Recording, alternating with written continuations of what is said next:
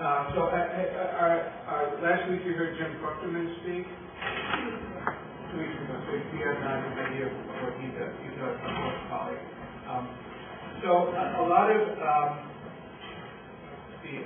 the work that I do, lately there's this new buzzword going around, bottom of the human pyramid or base of the human pyramid companies. These are companies and organizations that address the needs of the so-called bottom of the pyramid, the 4 billion people who make less than $2 a day. And so I didn't know that I was doing this, but apparently I'm, part of this trend now.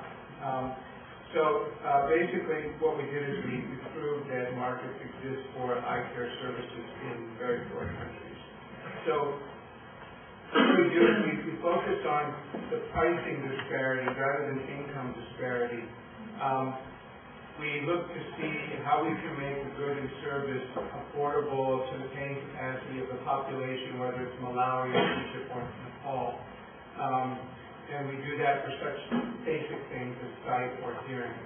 And as I mentioned, we do that in a two-pronged approach. One is technology transfer, where we go through a process of forensic cost accounting to demystify the cost of a given technology, like intraocular lenses or sensors or pharmaceuticals. And then we gain control of that technology, be in control of production and pricing, and therefore distribution to intended beneficiaries. So I'll just I'll tell you the secret of my success right now, right at the beginning of my talk.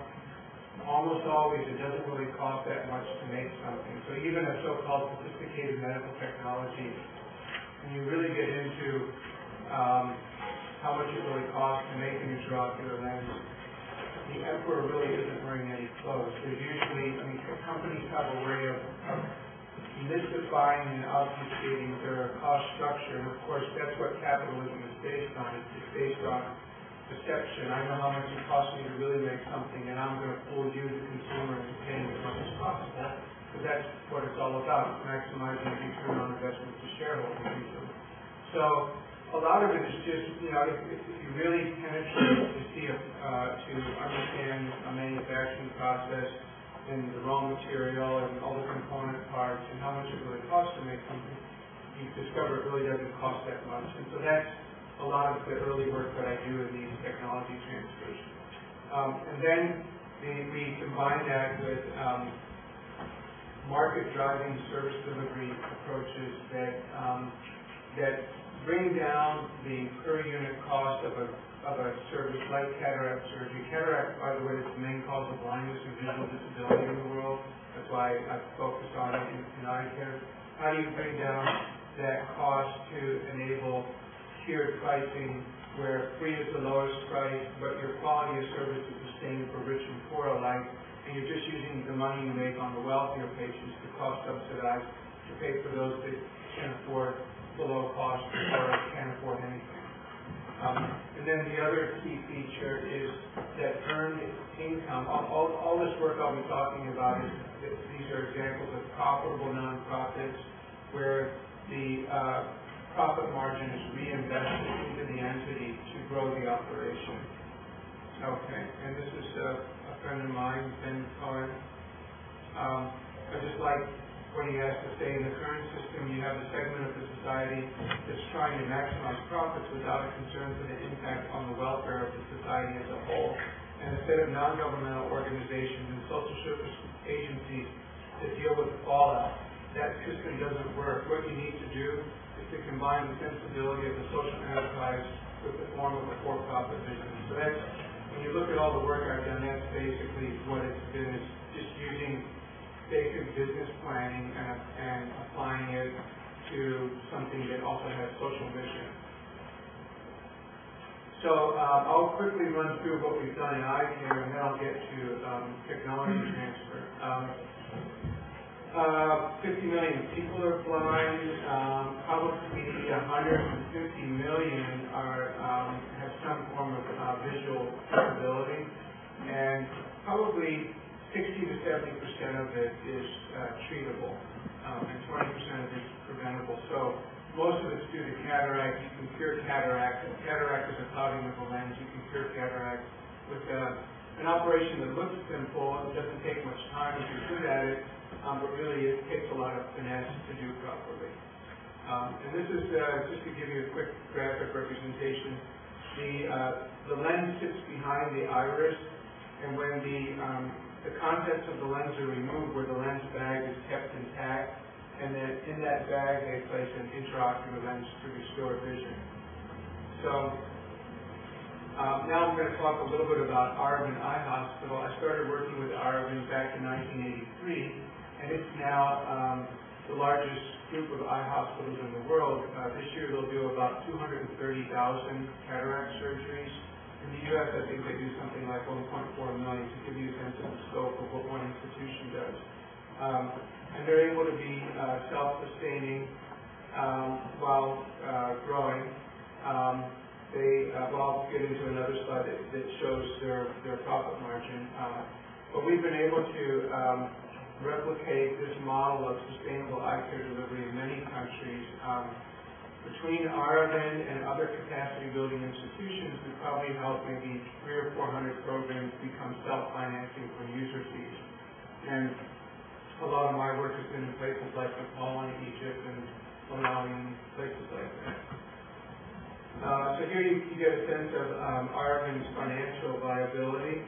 Out of those 230,000 patients getting surgery, 47% get it for free, 18% pay 2/3 cost, and 35% pay well above cost. But with that model, for every dollar they spend, they make about $1.60. And they use that money to put back into their own growth and development, so they're reinvesting it into their social mission. And the whole idea is, how do you make state-of-the-art available and affordable to poor people, so the same service is available to both rich, middle, and poor alike? And a lot of the approaches that we've taken is to help organizations see that you have to capture the greatest paying capacity, the potential paying capacity is among poor people and lower middle class people, and a little bit of the middle class, of the middle class. And so we try and orient programs in our planning approach to go after those markets. Usually they're treating the very poor, where they don't have any business model for generating revenue, or they're treating the very rich at very high prices, which only a few can afford.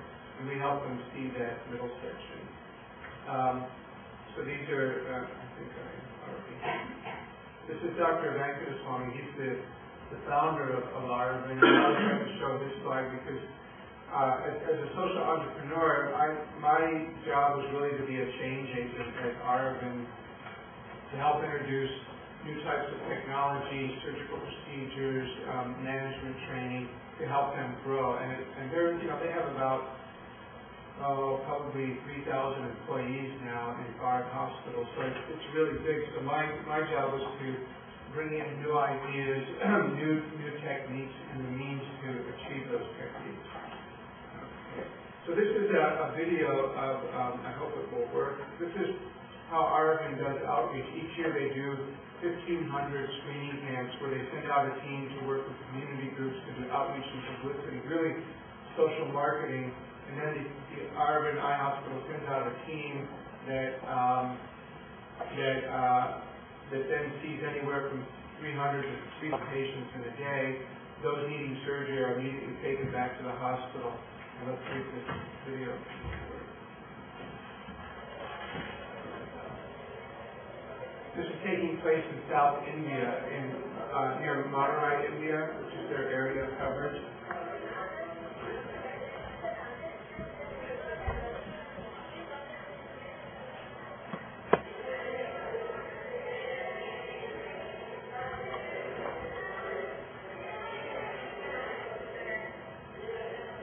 Everyone gets an eye exam, and all these patients will be given surgery for free.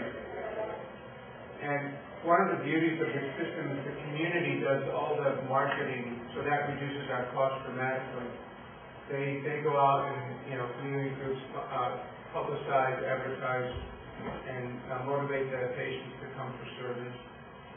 And patient counseling is a major element. But most people come ready to go for surgery, so they just get right on the bus, and they go to Arvin. They'll arrive Sunday night, and they'll have surgery Monday, and they'll go home Tuesday. And in that way, they probably do probably 150,000 surgeries a year in that fashion. And everything is done at the same standard as here. In fact, residents from Harvard, Hopkins, other places do training here at Arvin. It's got a very high technology. Those are all the patients waiting. Okay. So we helped set up an institute at Arvin to do training to help where we train whole teams from other eye care programs from all over the world in surgical, managerial, technician, all aspects of outreach. We train the whole team, and we help them get up and running with the systems approach when they go back to their own place. So, like for instance, the team from Malawi, after this process, they were able to do more surgery in 6 weeks than they had done in the whole previous year for the whole country. So it's a good process that works. This gives you a sense of an eye hospital in the Lumbini zone of Nepal. Actually, these numbers are a bit outdated. Last year, Nepal is one of the 10 poorest countries of the world. They did 35,000 surgeries and made $1.6 million, of which 600,000 was profit. So even in a poor country like Nepal, you can do sustainable eye care. Yeah. How do they convince? It seems like 47% of people are getting surgery for free, and 18% are paying for surgery costs $1. That means about 2/3 of the cost, right? So how do you convince the other 35% to basically pay 422% of cost? Well, it's based on a simple and somewhat unfortunate truth, and that is that everywhere you go, there's class consciousness. And so rich people don't want to sit with poor people and vice versa. So what we do is we do product differentiation where we have different facilities or different entrance ways and different types of waiting rooms, different levels of privacy and comfort in the surgery, even though the surgery is the same. So we have a way of differentiating the product, and so people basically gravitate to where their economic class is sitting.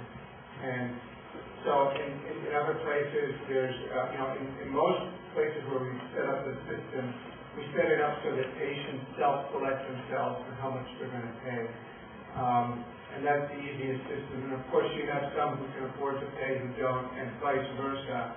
But for the most part, people gravitate to where they can pay. And in some places, there's some kind of intake procedure with the patient counselor where it's determined what the paying capacity of the patient is. But we try and do that in a dignified way so that it's just something that takes 5 minutes. But basically, people self-select for where they go, and it works. I mean, it's worked in more than 150 locations.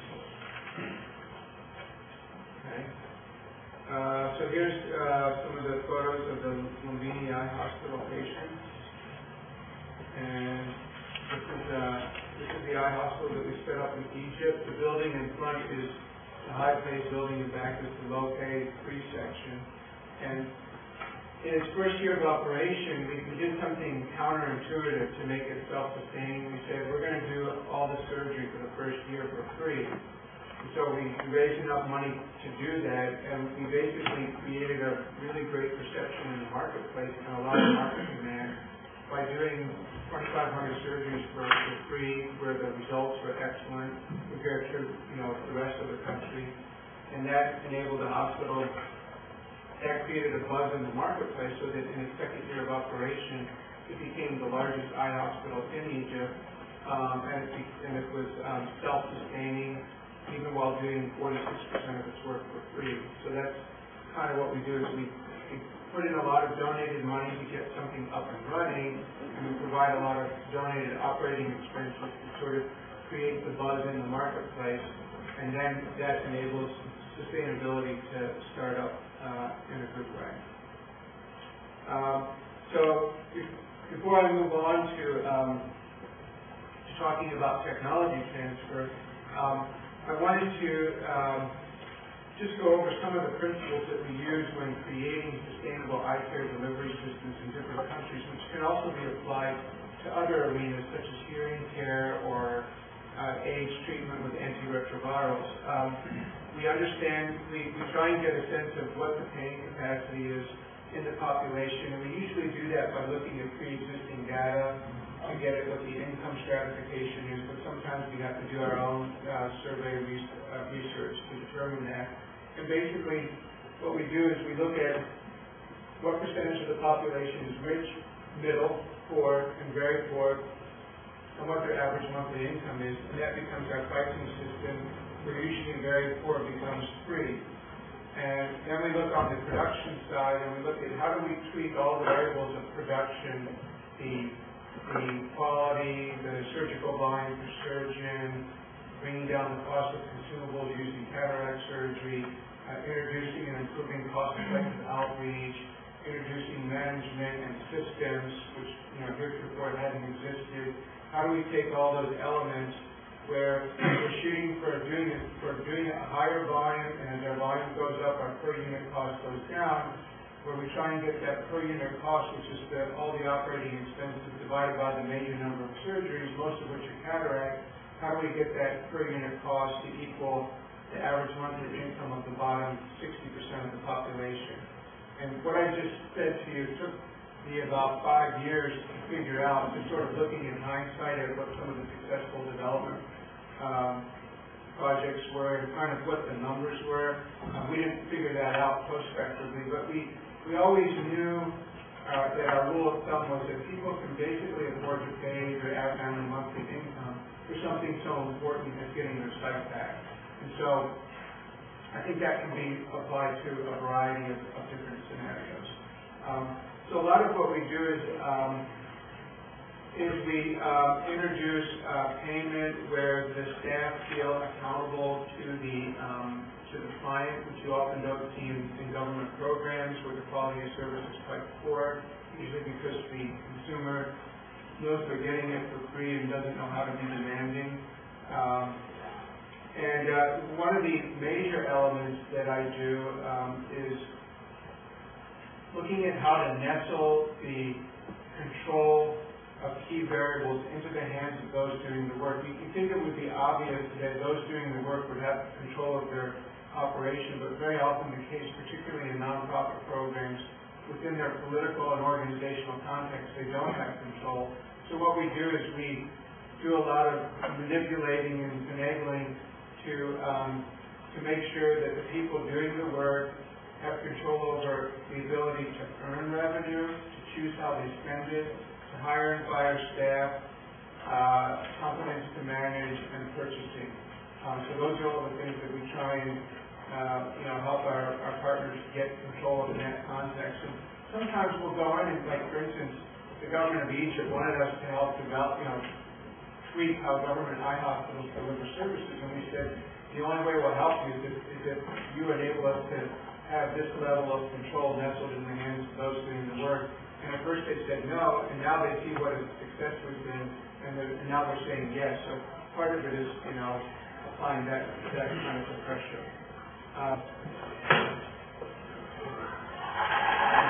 Patients in Egypt. Now I'm going to shift gears to medical technology. Are there any questions about how we develop these service delivery models? Nothing about that, but just like you said, my thought was, well, if you can do that for eye surgery, why can't you do that for most of the health? For what? For most of the health services in the country. Yeah. So I wonder if there is a demand now for eye surgery. I would say that when you can get back to here, for instance, there's examples of self-sustaining hospitals and public health programs that do all those things, but treat every artist's ability to pay. You get your efficiency by having it be focused on only one arena. So, like, for instance, in eye, we have like a 6-to-1 ratio of technicians to surgeons, and those technicians get highly specified in what they do so that we can get economy of scales and efficiencies out of people having, a couple things that they do a lot of.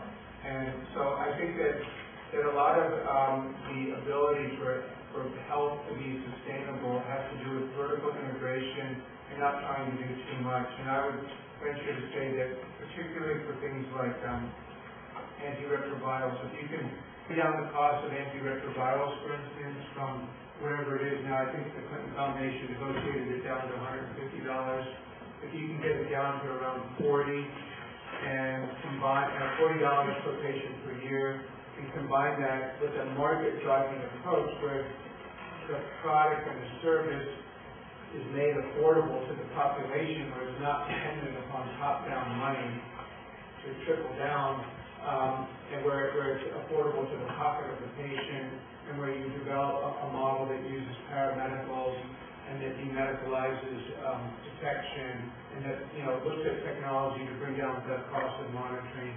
Really puts together the whole all the innovation happening into a package where instead of knowledge and money being coming from the top down and trickling down where it never gets to the bottom, you use that top down money to create bottom up market driving entities that are profitable but also have a social mission, where the mission is to make sure that it's affordable to everyone. So a lot of things, wherever there's a will, there's a way to create the creative economic modeling to make these kind of things happen. You can do it for anything, really. You can do it for automobiles or computers or whatever. And a lot of what you'll see if you get into the so-called base of the human pyramid literature are examples of companies that are like this or trying to be like this. Okay.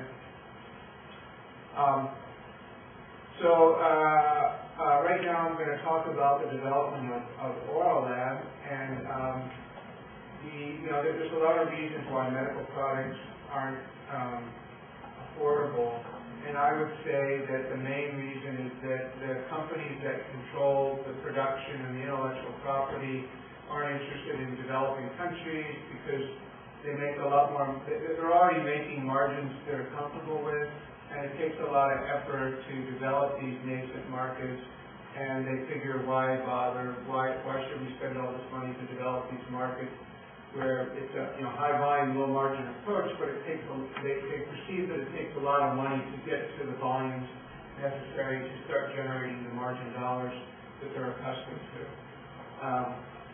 So that's probably the main reason why these companies. And then, of course, there's all the intellectual property laws that the World Organization exercises. But there are ways to get around intellectual property to make things affordable. And I'll share a few examples of how we develop sort of cutting-edge technology without violating any intellectual property or trade secrets.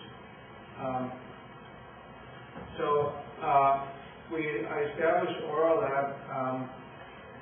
I'll tell the story. I was getting lots of intraocular lenses donated for our programs in Nepal and India, and sending over surgeons to help train in the surgical techniques of implant lenses. And that helped Nepal blindness and RO considerably. But then what happened is that for a variety of reasons, the donations started drying up, and I got accused by many of addicting our programs to a high-tech, high-cost fix which couldn't be sustainable. And so I felt obliged to figure out how to make them because everyone was telling me I ran around all the companies that had been donating, and I took an engineer and went to like 5 or 6 companies and saw how they were made, and that gave me a production process. And then by then, this was the late 80s, early 90s. The industry was mature enough that there were people out, who had been in key positions in industry who were outside of it and, willing to sell the genes and the know-how. And so I evaluated some and then picked one to work with. And I basically, a guy, because I could sit down in his lab and make a lens and then compare it to lenses that I had with me from other, FDA-approved U.S. companies. And so we raised the money and enacted the technology transfer. So that was back in '92 when we got the intraocular lens manufacturing going. And now Oral Lab is like second or third largest in terms of volume, and it sells about 700,000 lenses a year. It's about 7 or 8% of the global market share, and we basically sell them for around $4 compared to 150, anywhere from 80 to 50 is the going price. Part of the price was $300 a lens. As big companies do, we use all of Oral Lab's products, pharmaceuticals, we inventory Europe, and for some of the products we have has a 52% profit margin. It's a non-profit back into its own operation. It has a nice chunk of money in savings. It's using that to put up things that will be, very high-tech medical manufacturers. But the thing that distinguishes Oral Lab from other companies is its profit and production, not as return on investment to shareholders. It puts that money into the operation to further their abilities, their product type, and their reach. So selling in many countries now to 86 countries. These are some of the products that Oral Lab, and I help get running, I play a role in it, but I don't own it. I work as sort of like a consultant where I find the technology, raise the money, and help organize the whole technology transfer. But this is all owned by Oral Lab. I wish I owned it. I wish I had each product they sold, but we didn't organize it that way from the start. These are some of the products that they sell. For instance, we sell suture where microsurgical wound closure product where instead of $240 a box, we sell it for $25. And similarly for intraocular lenses, we sell them for $3 or $4 instead of $150. We just started making hearing aids. The usual price of hearing aids, something like $1,500 to $2,000 for digital hearing aids, and we make them. We sell them for between $60 and $200. Oral Lab has you can see they have a 52% profit margin, and they don't have much of a gross revenue compared to companies like Alpine, which sell the same range of products like a $3 billion company selling pharmaceuticals and sutures. And also, if you just look at their intraocular lens division, they sell about 1.2 million lenses. It's a $600 million company. Oral Lab sells about 700,000, and you can see that it's more like 1.5, 2.5 million revenue. So the whole concept of we scope all of our costs, the R&D costs, the manufacturing costs, the distribution costs. We scoped all the margins in each step of the distribution chain to result in an affordable product for the end users, where everyone is making enough money to be sustainable along the way, but it's to sustain the operation and make a good livelihood rather than creating shareholder value, which of course is how most of the world runs. These are some photos of Oral Lab. This is quality control for intraocular lenses. This is intraocular lens manufacturing. This is suture manufacturing. This is they make over 40 pharmaceuticals, both injectable, used in surgery, and also topical. This is suture manufacturing. We just did a project to create a hydrophobic acrylic lens for them, a foldable lens, and actually the guy who managed that project is a Stanford graduate named Joel Sabre, and basically we figured out how to make a lens, which presently two companies have 70% of the global market share with that lens material, and we figured out how to make it without infringing any intellectual property or violating any trade secrets. So now Oral Lab is up and running with production of that lens, and we're going through animal trials and soon clinical trials to bring that product to market. So the whole idea is how do we do state-of-the-art, which is what foldable lenses are, and make it available and affordable to lower income people, where instead of we don't dummy down the quality. We just look for ways to make that same quality result, whether it's the product or the surgical procedure, available to poor people. And that's the major, that's when you start reading about all these bottom of the pyramid companies, that's the key. It's giving poor people the best quality possible. And it's not just to be nice, it's how you create market demand. Okay. Here's a quick video of Oral Lab. I guess, let me see if I can.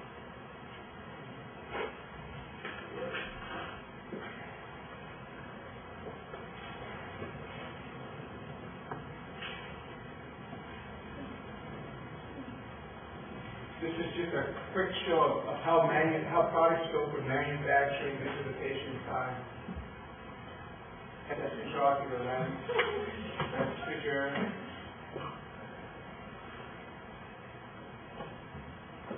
There it is on the app. This is the pharmacy. This is kind of old. They changed their packaging since then. So that's just a quick view of like.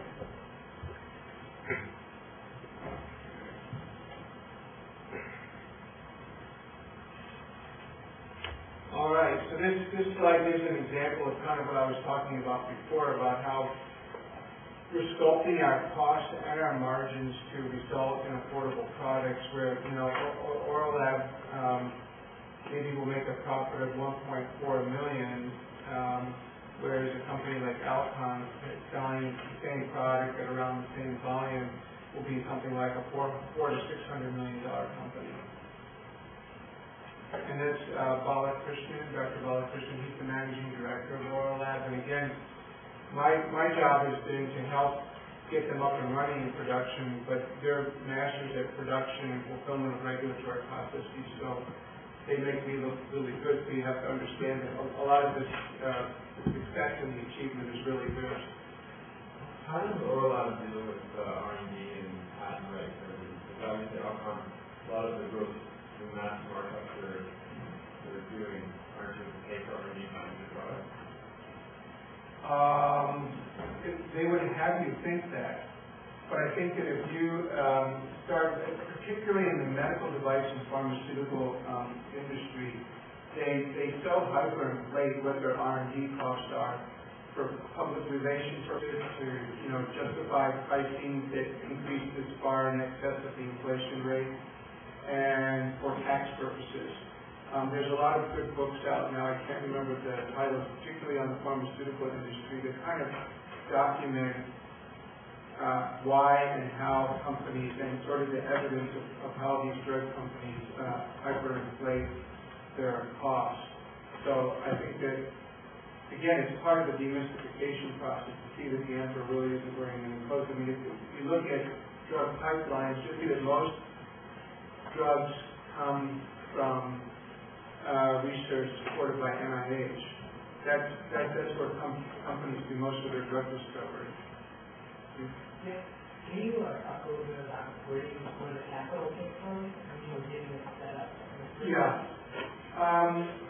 Most of the capital came from foundations, high net worth individuals, the Canadian government, CEDA gave money. A lot of the capital that I raised for these startups, and by the way, I hate fundraising, but I just, I do it to the extent possible to get something up and running. But that's the part that I'd like the least. A lot of it comes from the future customers who put money in as sort of as an advance on a purchase, where they get their money back in the form of product. So there's, but the key feature is that for most of, the first technology transfer was 90% donated startup. Like the second one for Suture was 60% donated. We just did a technology transfer for the hydrophobic distiller where Oral Lab paid for probably 60% and we raised 40%. So, but I would say that if, this is sort of an unusual circumstance. I think that there's a lot more happening, particularly in the biomedical space of India, which is a market I think that's about to explode. I think that you see a lot more venture capitalists getting into the fray. But I think some of them have a good understanding about how to create value and emphasis on. A lot of them are emphasizing to their investments that they need to be bottom of the pyramid companies. In both the oral lab and the lens and the Arabic eye hospital case, and just something just confusing me. What aspects of the way that you're doing this are sustainable in terms of preventing another company from coming in and producing a lens at maybe not $4, but maybe $10? And I understand maybe the entrenched healthcare conglomerates may not be incentivized to act efficiently in terms of their cost structure, but with such a differential in cost, I guess I'm concerned, why can't someone, what is it about the way... Other companies come in, but it's not big pharma or big medical device companies. The effect of oral lab really, if I could go out and get an intraocular lens or suture company to understand that they could enter these markets and make a reasonable margin, I wouldn't get into technology transfer and manufacturing, because I have to tell you, I'm telling you this story, but it's a total hassle to start any of these operations up.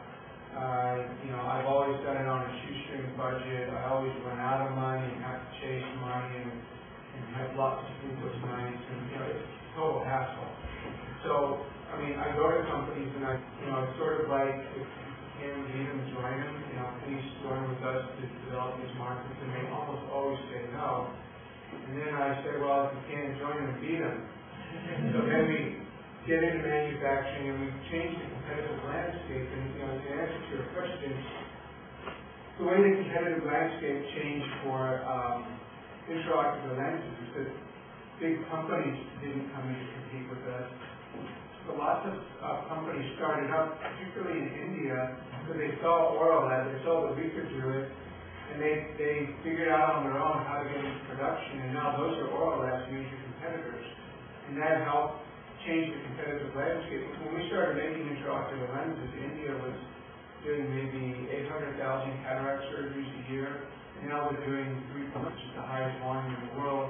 And I think partly because we stimulated the growth of this industry in India.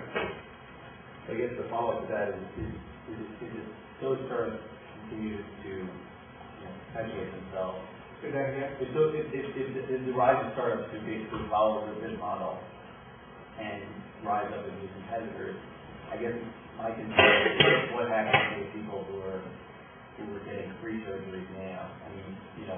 Do those get, are you at risk because there's too much competition on the 35% who are paying way in excess of the cost?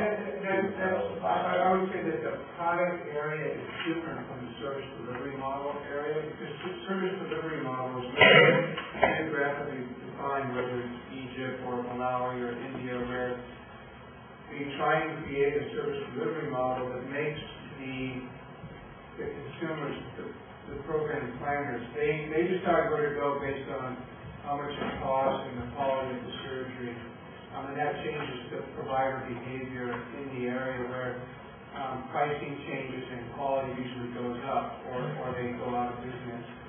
For the product arena, it's different because with the product, an easier badge from just one manufacturing facility. I'll tell you, we got into suture production. I went out and found the former head of R&D of U.S. Surgical in Germany and convinced him to work with us. I actually found him through, the Grateful Dead.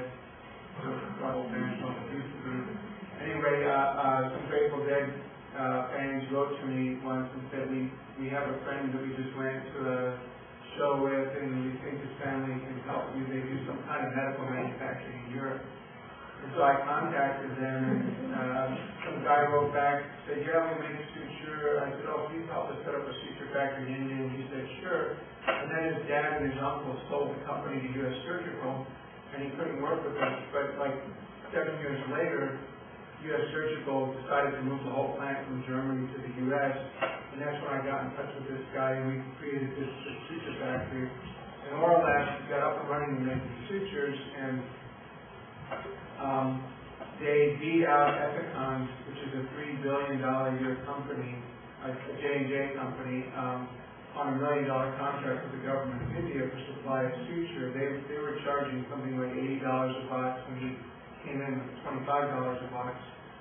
And they sued us, claiming we didn't fulfill the bidding requirements, and they lost, and they appealed and won. And then we took it to the Indian Supreme Court, which actually the case was only heard last month, and we won, which was fortunate. But in the meantime, another bid came up, and Ethicon beat us out. Instead of bidding $80 a box, they bid $23 a box. And that's how we, even though we lost the bid, we sort of won generally by being competitive and changing their pricing behavior to hopefully, change how the market is served. So what we do is, I guess I won't talk much about social financing. That'll be another talk. With something like intraocular lenses, it's an example of how when we started doing the lenses, people were getting better vision made possible with an implantable lens versus thick cataract glasses.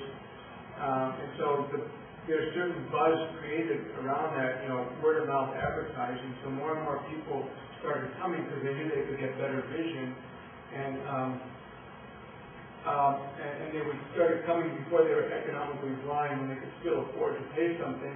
And that's how we were able to combine technology with a market-driving service delivery model approach to make the program sustainable. So it has to do, even poor people won't come unless the quality is good, no matter what the product is. So that was a key learning of how we figured out how to do that. And a lot of this is what I already talked about, changing the competitive landscape.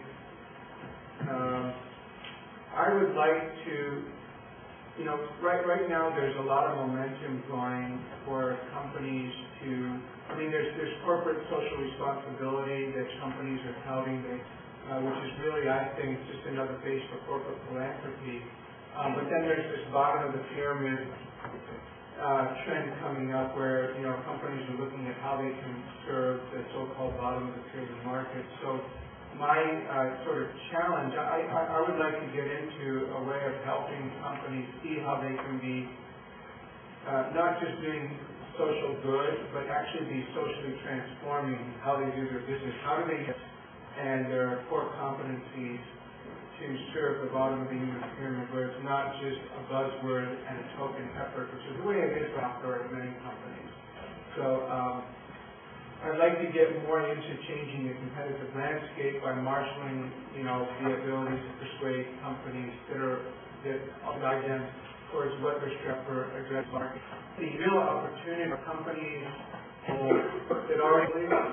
So the question is, how do you get them their own country, the bottom markets? And I think that's kind of where I'm looking to see how I can have an influence, develop organizational paradigm to influence those companies rather than big U.S. companies who, in a way, don't have much of a clue about how to address these markets, where lean and mean companies, whether they're drug or IT in India and China, have probably already have a cost structure which enables them to reach those bottom of the pyramid markets with greater ease. Now I'm going to just sort of skip over the steering project to just get to mention a few things about, I'll mention compassionate capitalism. That's sort of the rubric under which our overlap and all these programs exist. It really boils down to how do you use production capacity and your profit to to sort of recycle back into the business to serve lower economic strata? How do you do really philanthropy bypassing the middleman? Where profit is a means to an end and not the end itself. I would say that's the key distinction between these economic models and what the prevailing economic model of the world is. Now, I'll just speak for, I have a bunch of slides on social investing, but I'll just sort of speak for a few minutes on it, and then we'll have some time for questions and answers and dialogue. As a social entrepreneur, the biggest aim is to go out and seek money, and I've usually raised it as grants. I'm an Ashoka Fellow, and I'm associated with Schwab Foundation, which also recognizes social entrepreneurs. And the main way, if you ask Jim Crushman and he gives you an honest answer about how much time he spends either trying to get money or reporting on money or trying to bring in money that's been committed, it's like 50 to 80%. And that's how it is for many social entrepreneurs all over the world. There is no capital market for social investing. It doesn't exist. Money moves at a snail's pace. So the question is, how can we change the ecosystem for social investing? How can we create a platform that is both electronic, web-based, but also has a high human touch that facilitates investors finding investment, that matchmaking, facilitates money doing syndicated financing, aggregating its money to do deals. How do you aggregate the deal flow? How do you aggregate those social entrepreneurs doing really great things in the solar energy space so that, alone it's hard for them to attract money, whether it's grants, loans, or equity, because they're so small, but how do you aggregate them and give them greater strength and more pull to go after financing? How do you have a space where social entrepreneurs participate in creating these hybrid double bottom line funds of both social and financial return? How do you bring in the voice of social entrepreneurs? How do they get the help of fund managers to take up their cause and help them construct funds that have both financial and social return? How do you have a display space so that is global in nature, so that those interested in investing in the solar space can invest in those funds? How do you go to all the managers, the wealth managers of high net worth individuals and investment management companies or private banks like the UBS and these huge amount of wealth there? How do wealth managers have a system, an ecosystem they can enter to create social investing portfolio for their high net worth clients that takes into account their interests, whether it's for health or environment, whether it's geographic, whether it's double bottom line, social and financial return, or just purely social return? How can they do data mining and search to put together that portfolio from a network of already vetted participants, both on the money side and on the investor side, to accelerate the flow of finance, which right now is moving at a snail's pace in the social sector? So that's kind of my idea that I'm working on. I'm doing that through but interacting with many in the financial services. So it's really like the sophistication of investment banking and fund management, how do you apply that to the social realm in an ecosystem that doesn't quite exist yet? So I'll stop there.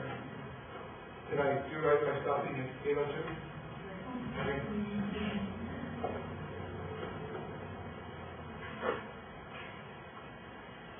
I've left you all speechless. You go home now. Any questions? I'm just curious about the investing.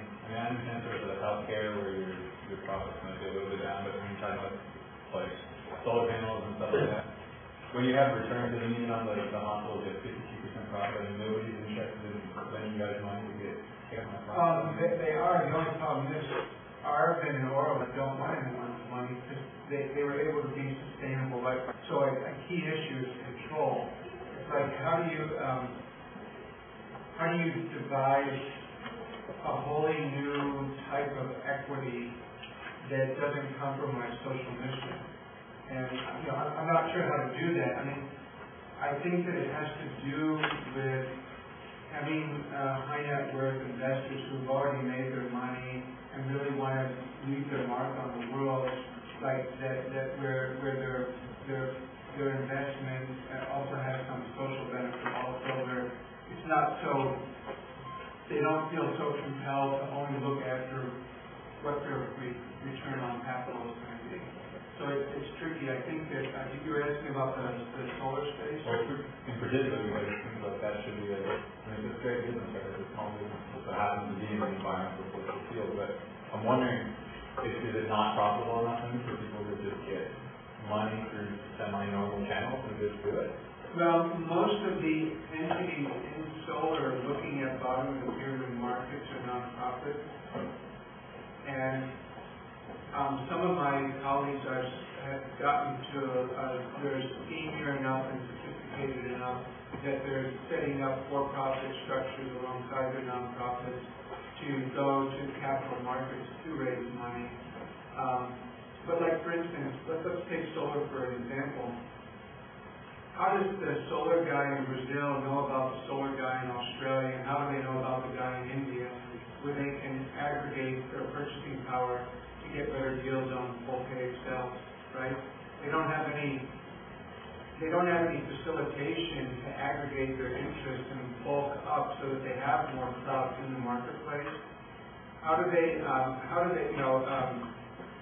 the guy in Australia might need a couple of million, let's say 5 million, the guy in Brazil may need $1 million.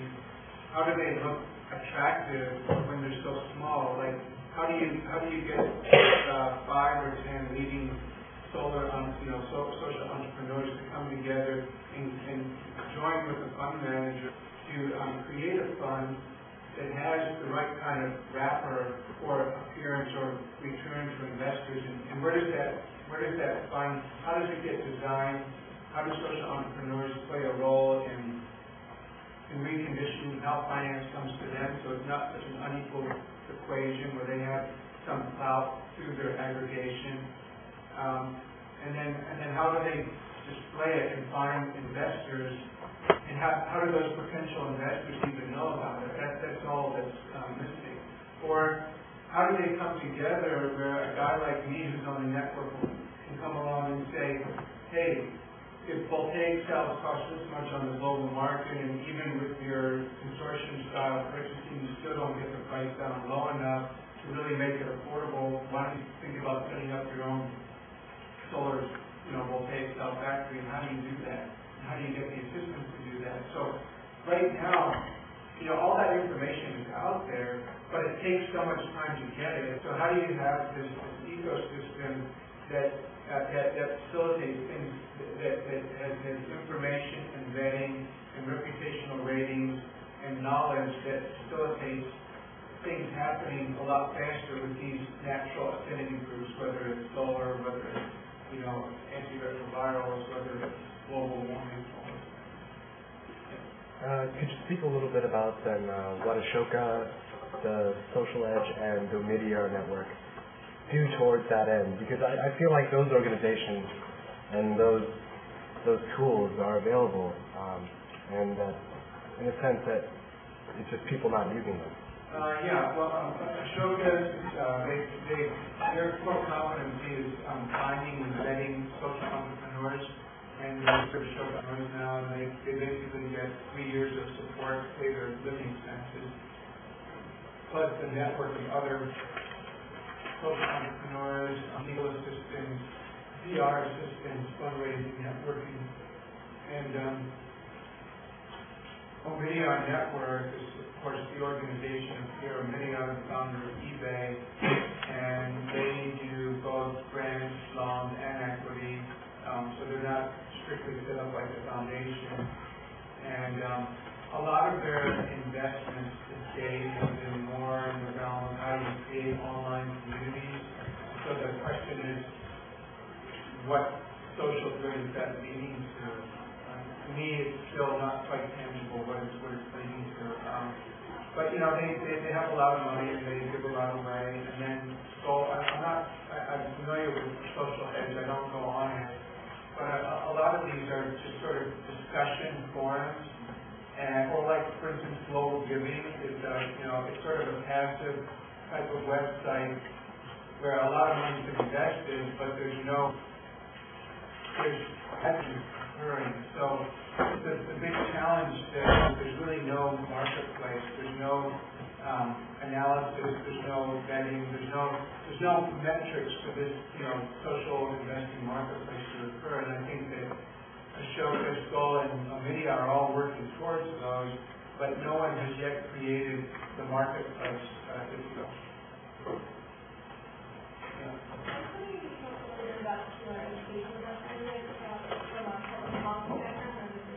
Public health. Yes.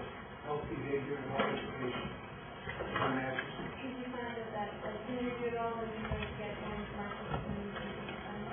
Well,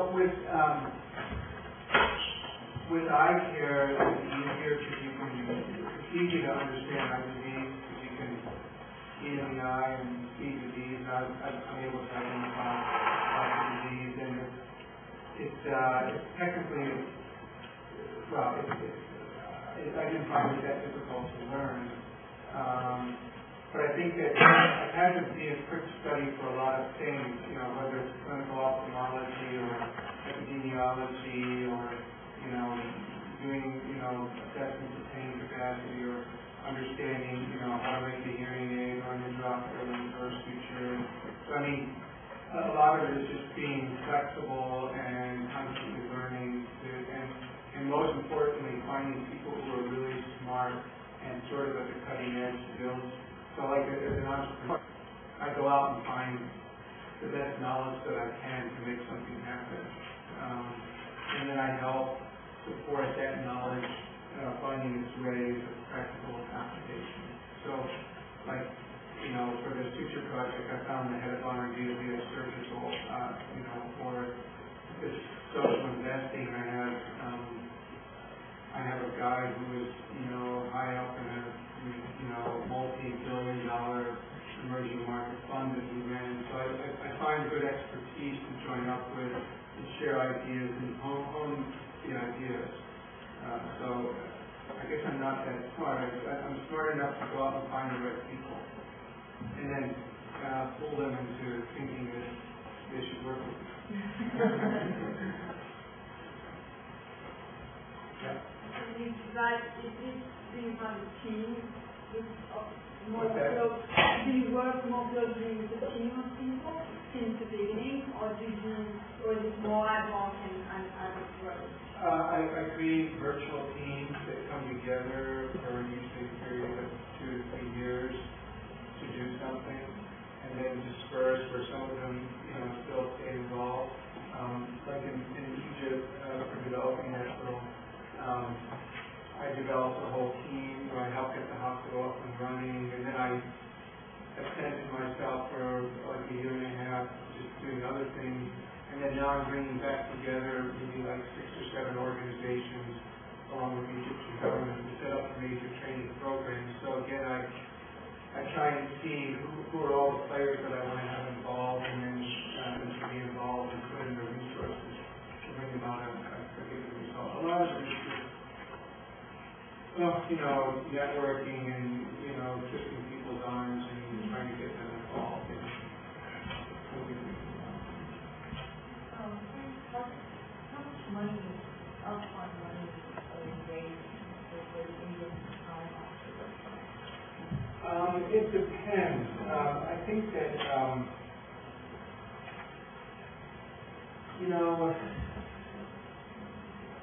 a lot of the makeovers I've done in pre-existing eye care programs, whether it's Malawi, Tanzania, Guatemala, it's usually $150,000 to $200,000 to bring about a change in, from dependency on donations to sustainability, usually within the first year. Arvin Eye Hospital and the Institute for Community Ophthalmology have brought about many